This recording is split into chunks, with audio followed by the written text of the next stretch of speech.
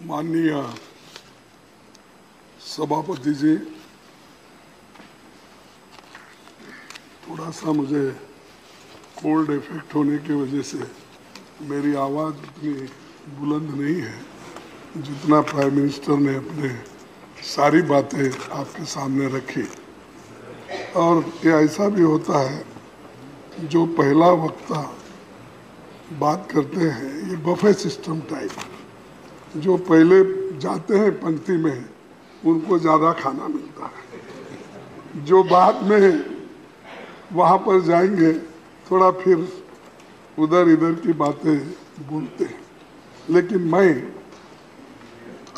आपके सामने चंद बातें रखना चाहता हूँ जो मैं खासकर आपसे एक 30-40 साल से अपनी पहचानत है।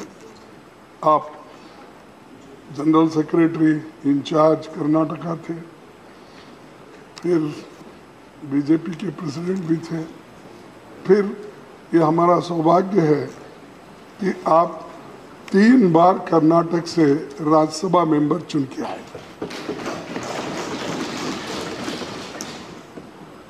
तो सभापति जी, विचारों के इस सदन राज्यसभा के चेयरमैन के रूप में आपकी विदाई के मौके पर मैं चंद बातें रखना चाहता हूँ।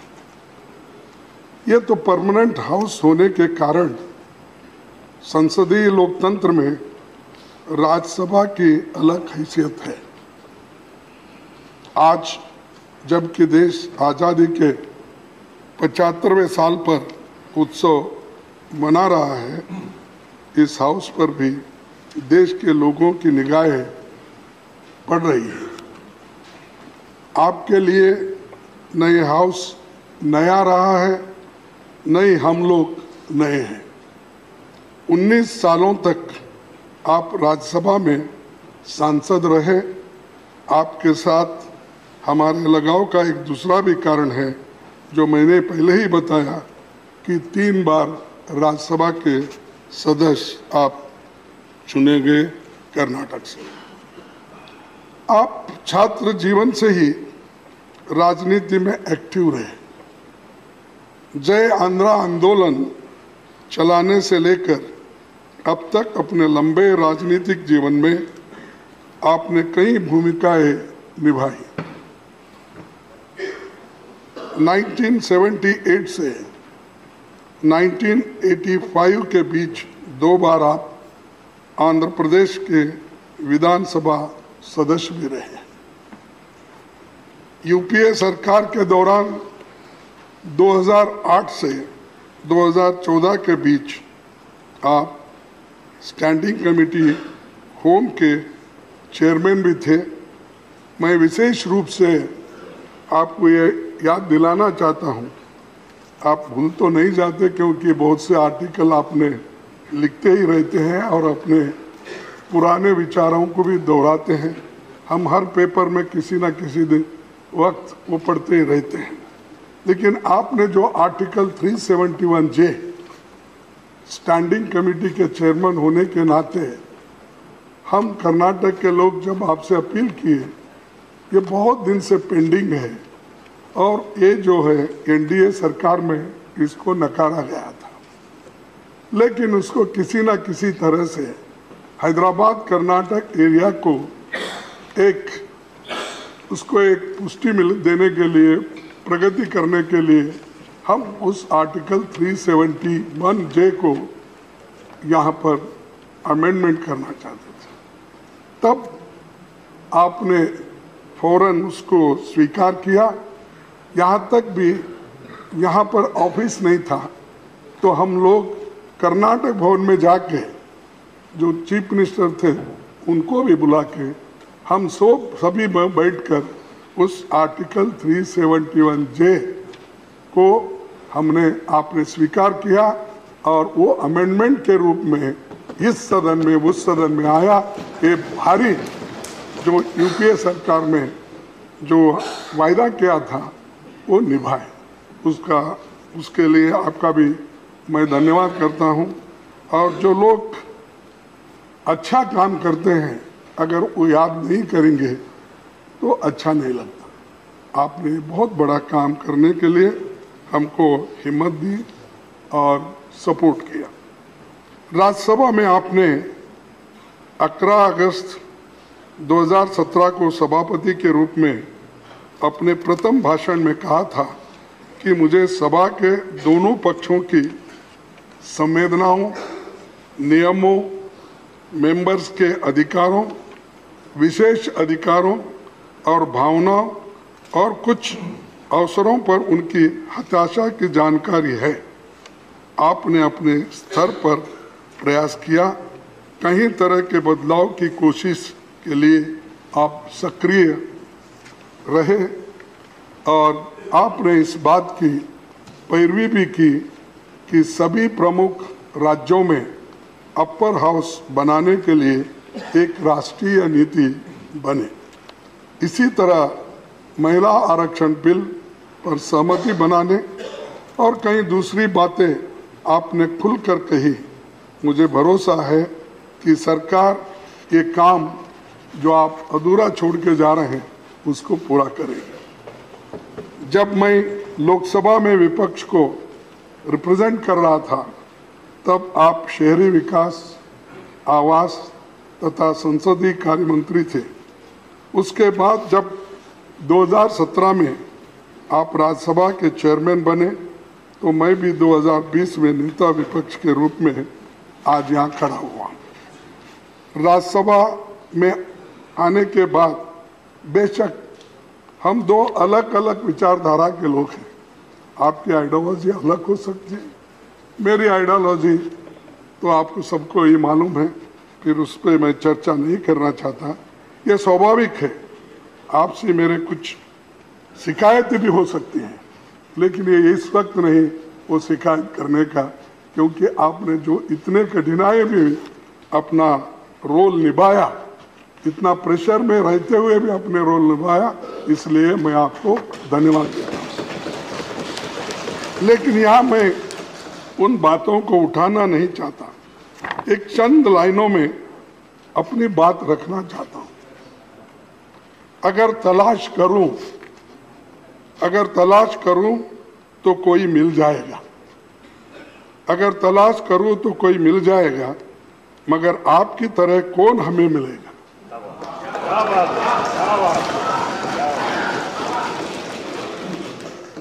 आपके साथ से यह मंजर रौनक जैसा है, आपके साथ से यह मंजर रौनक जैसा है, आपके बाद में मौसम बहुत सताएगा।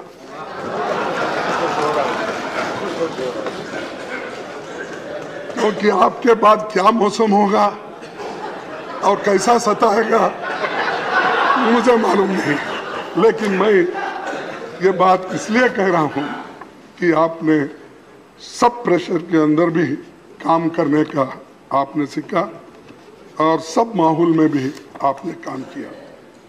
आपके संरक्षण में राज्यसभा के अब तक जो प्रधानमंत्री जी ने यहाँ पर नमूद किए कहे 14 फुल सेशन हुए। आपने मानसून सेशन 2018 से एमपीज के लिए ऑनलाइन नोटिस देने की सुविधा कराई। संविधान के 8वीं अनुसूची की सभी 22 भाषाओं में सदस्यों को बोलने का मौका आपने दिया। कई सांसदों को अपनी मातृभाषा में बोलने की सहूलतें हो गई। आपने नॉन हिंदी इलाके के सांसदों को हिंदी में बोलने के लिए प्रेरित किया और उनको प्रोत्साहित भी किया। आप जिस रोल में रहे, गांव देहात के लोगों की बात उठाते रहे। अटल जी की सरकार में आप ग्रामीण विकास मंत्री थे, तो आपने प्रधानमंत्री ग्राम सड़क योजना शुरू की थी।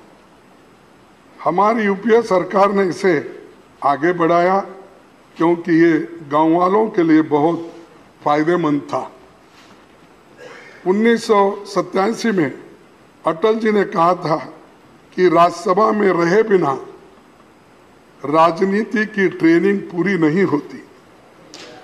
आप तो भाग्यशाली हैं जो इसके सदस्य और संरक्षक दोनों बने हुए हैं।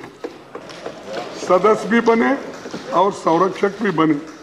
ये जो अटल जी का कहना था वो आपने पूरा कर दिया। सभापति जी, आपने कई बार ये बात कही है कि पब्लिक लाइफ में राजनेता कभी रिटायर होता है न टायर्ड होता है।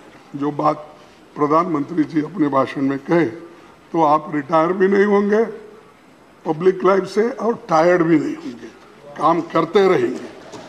और मेरी आशा है कि देश के दूसरी सबसे बड़ी कॉन्स्टिट्यूशनल पोस्ट से विदा होने के बाद भी आप नागरिकों के बीच और सक्रियता से काम करेंगे। इस देश के लोकतंत्र, समता, समानता, संविधान के मौलिक तत्वों पर युवा पीढ़ी का मार्गदर्शन करते रहेंगे। आपकी विदाई के मौके पर मेरे मन में कई विचार आते हैं। कोरोना संकट के दौरान भी आपने काफी प्रयास करके हाउस चलाने का प्रयास किया।